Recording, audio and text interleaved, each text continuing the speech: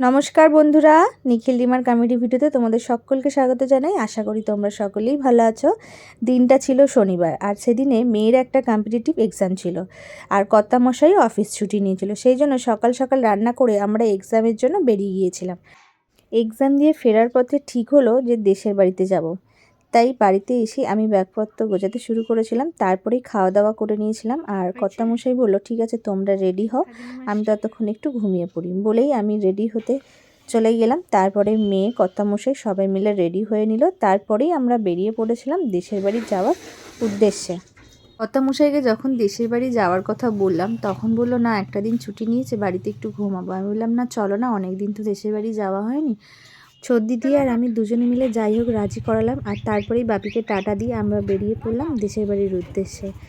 অনেক দিন পর দেশের বাড়ি যাচ্ছি, আর যেই ফাইনাল হলো যে হ্যাঁ আমরা দেশের বাড়ির উদ্দেশ্যে বেরিয়ে পড়েছি, সঙ্গে সঙ্গে আমি শাশুড়ি মাকে ফোন করে বললাম, মা এবছর পার্বণে তো পিঠে খায়নি, তুমি কিন্তু পিঠে তৈরি করবে।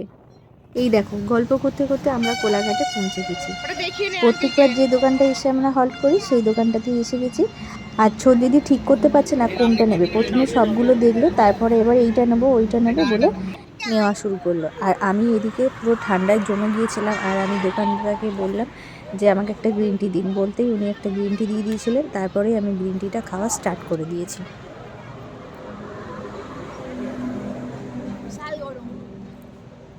টুকিটাকি তিনজনেই একটু খেয়ে নিয়েছিলাম, তারপরে খেয়ে দিয়ে আমরা বেরিয়ে পড়লাম দেশের বাড়ির উদ্দেশ্যে। আর তোমরা সকলেই জানো এখন দেশে প্রচণ্ড ঠান্ডা, আর যতই এগোচ্ছি ঠান্ডা যেন ততই বাড়ছে। আমাদের বাড়ি যেতে যেতে মোটামুটি প্রায় সন্ধ্যের কাছাকাছি হয়ে গিয়েছিল। তারপরে আমরা সাহেবের ঘাটের পোলটা পেরোনোর জন্য আমি নেমে পড়লাম, আর কর্তামশাই গাড়িটা নিয়ে পার হচ্ছে। আর দেখো এই সাহেবের ঘাটের পোলের দুপাশে কত জমিতে কত কি হয়েছে তোমাদের সন্ধ্যেবেলা আমি দেখাতে পারছি না, তাও মোটামুটি দেখে যেটা মনে হচ্ছে এগুলো সব আলু গাছ বসানো আছে। আজকের ভিডিওতে তোমাদের দেখাতে পারলাম না দুদিকে কি চাষ হয়েছে। আর দেখো দিদি কিরম বদমাইশি করছে। দেখো নদীতে একটুও জল নেই, মানে জল না থাকারই মতো, কিন্তু যখন বন্যা হয়ে যায় তখন এই কাঠের বীজটার ওপরে জল উঠে যায়। তাহলে ভাবো কত জল হয়। এই ভিডিওতে তোমাদের দেখাতে পারলাম না কি কি চাষ হয়েছে। কথা দিচ্ছি পরের নেক্সট ভিডিওতে ঠিক দেখাবো যে কি কি চাষ হয়েছে। আর দেখো দিদি কীরকম ওর বাবার গাড়ির পিছনে পিছনে দৌড়াচ্ছে। আমি ওকে বারণ করলাম যে কিছু দৌড়াস না এরকম করে, পড়ে যাবি। আমি যে বললাম এই কথাটা, কে কার কথা শুনে ও আর কাজ করে যাচ্ছে। তারপর আমরা বাড়িতে পৌঁছে গেলাম। দেখো পুরোটাই সন্ধে হয়ে গেছে। বাড়িতে গিয়ে দেখলাম শানবাবুরা নেই, ওরা মাসির বাড়ি গেছে মেলা দেখতে। তারপরে বাড়িতে ঢুকে দেখলাম যে মা সন্ধে দেওয়ার জন্য রেডি হচ্ছিল।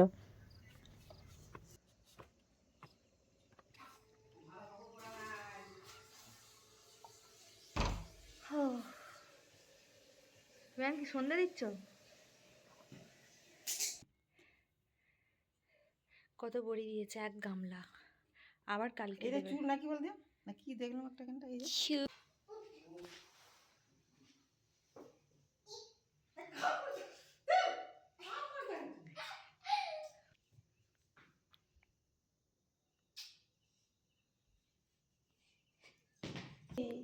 হ্যাঁ আমি খাবো তো। না না কচু খাওয়া কি আছে? তুমি খাবে? না আমি খাবো না, চা খেয়েছি। আমি বলবো না, করবো তাহলে। এত মিষ্টি খাইনি। এসেই বায়না শুরু, শরবত খাবো। এসে কিসের শরবত? ভুসি, ভুসির শরবত। বেশি খাও। না রাত্রেবেলা বেশি খাবি না। রাত্রেবেলা বেশি খেতে অনেক ভুসি দিয়েছি। উল্টে উল্টে উল্টে যাবে, গ্লাস ধরতে হবে। আচ্ছা তুই কেন করছিস? আমি তো করছে। কে করছে? কে ঠেকিয়ে নিচে ঠেকিয়ে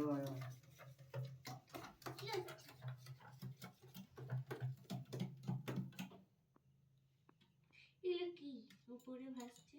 ভুসি তো আর কি দেখিস পুরোটা। তুই অসুস্থ? কোন লেভেল দিয়ে অসুস্থ তুই?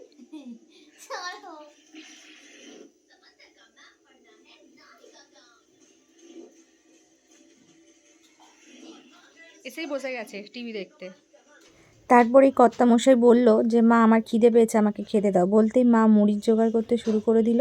আর এদিকে কর্তামশাই একটু ফোনটাও ঘেঁটে নিল সেই ফাঁকে। মা বলল যে চপ দিয়ে খাবি? বললাম যে না, আজকে তো শনিবার, আজকে আমরা চপ খাবো না। বলতে মা শশা টশা সব কুচিয়ে ফেলেছিল। মা বারবার শুধু বলছিল চপ খাবি চপ খাবি। এবার যেহেতু বলেছি যে চপ খাবো না শনিবার, সেই জন্য মা একটু চিন্তায় পড়ে গেছিলো যে শুধু শশা দিয়ে কী করে খাবি। বলতে কর্তামশাই হাতটা ধুয়েই এসে খেতে বসে গিয়েছিল। তারপরেই মা বলল যে ঠিক আছে, একটু তাহলে তেল লঙ্কা মেখে ফেল। বলেই তেল লঙ্কার বাটি নিয়ে বসে পড়েছে তেল লঙ্কাটা মাখবে বলে শশাতে। আর তারপরে মা বললো একটা নারকোল আছে, খাবি? বলতে কর্তামশাই নারকোলটা ছাড়ানোর জন্য বসে গেছে। আর দেখো কি সুন্দর করে ছাড়াবে। আমি হলে এসব পারবোই না বাবা, আমার হাত কেটে একদম ফালা হয়ে যাবে, হয়তো সেলাই টেলাইও পড়ে যেতে পারে। নাও নাও ছাড়াও।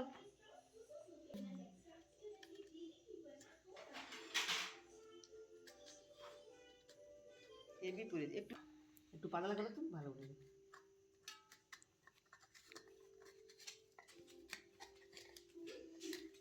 আস্তে হড়হড় করে করে ফেলছে একদম।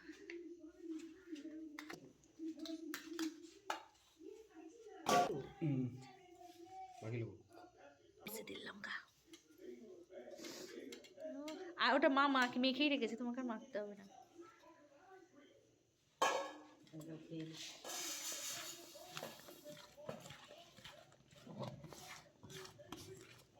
হয়েছে।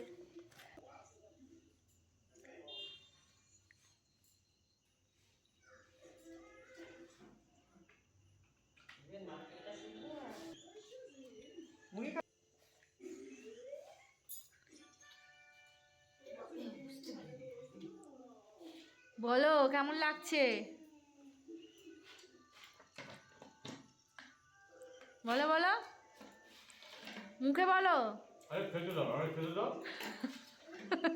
এটা কিন্তু আমি ভিডিওতে ছাড়বো কালকে। তারপরেই আমরা সবাই মিলে খেয়ে নিয়েছিলাম। দেখে খাওয়ার নিও। পরে দেখো মা আবারও বিউলির ডাল ভিজিয়ে দিয়েছে বড়ি দেওয়ার জন্য। মায়ের এটা একটা নেশা, শীতকাল হলেই বড়ি দেবে। আর রাত্রিবেলা যেহেতু মাকে বলেছিলাম মা একটু পিঠে করবে, সেই জন্য একটু নারকেলও কুড়িয়ে নিল।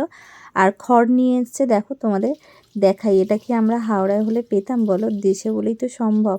কি সুন্দর খড়টা নিয়ে এসছে। আর ওইটা হচ্ছে হাঁড়িতে দেবে, যাতে পিঠেটা যাতে না জড়িয়ে না যায় হাঁড়ির মধ্যে।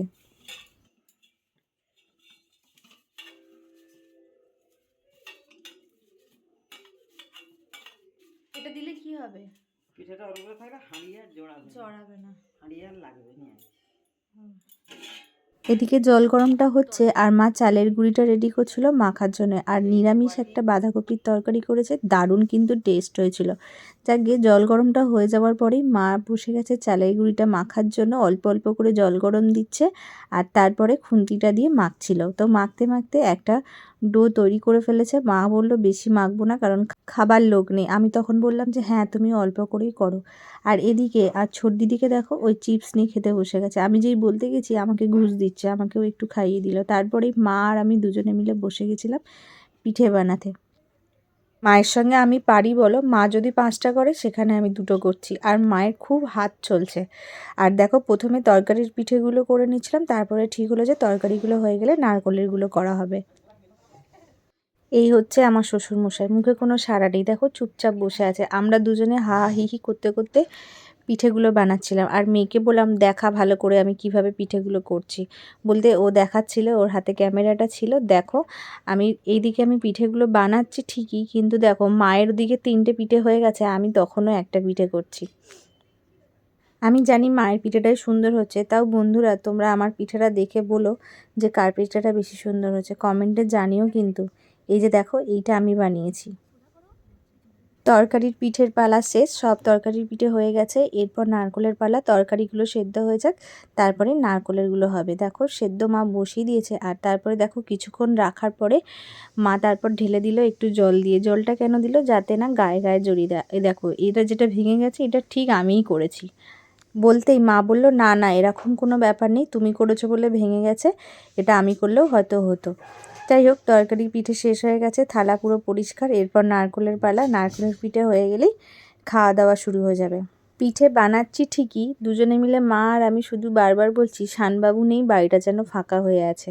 ভালোই লাগছে না, শানবাবু থাকলে একটু হুড়োহুড়ি বদমাইশি হয়। আচ্ছা, এই পর্যন্তই থাক, আবার ফিরে আসবো নতুন কোনো ভিডিও নিয়ে। ভিডিওটা ভালো লাগলে একটা লাইক দিও, আর ফেসবুক থেকে দেখলে পেজটা ফলো করো, ইউটিউব থেকে দেখলে পেজটা সাবস্ক্রাইব করে দিও। Tata, bye bye, good night.